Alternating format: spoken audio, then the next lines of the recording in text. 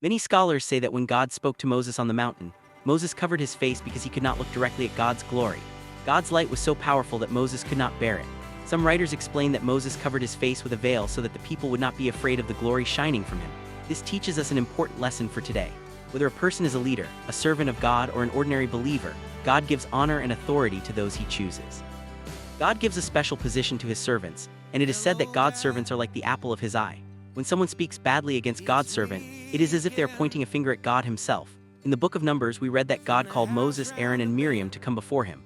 God stood at the entrance of the tent and called Aaron and Miriam forward. He said, "Listen to my words. If there is a prophet among you, I reveal myself in visions and speak in dreams. But this is not so with my servant Moses. I speak with him face to face." God questioned Aaron and Miriam, asking why they spoke against his servant and why they spread accusations against him. This shows us that God does not tolerate people speaking badly about his chosen servants. We see God's anger when Miriam was punished.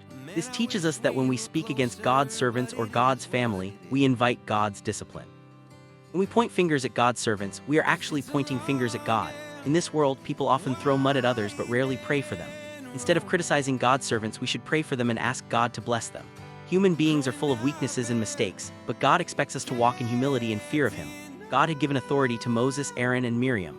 Yet even then, God made it clear that his servants must be respected. Those who truly stand in God's presence should never be dishonored, spoken against, or treated with disrespect. When people accuse or insult God's servants, God brings correction. The punishment of Miriam shows us that God takes these matters seriously. The Bible tells us that Miriam became diseased, showing the seriousness of God's judgment. We must remember this lesson in our lives. Do not speak against God's servants. Instead, try to live according to God's will. Walk in reverence, humility, and respect. Honor others whether they are young or old, great or small. Every person deserves dignity, but especially those who serve God should be respected.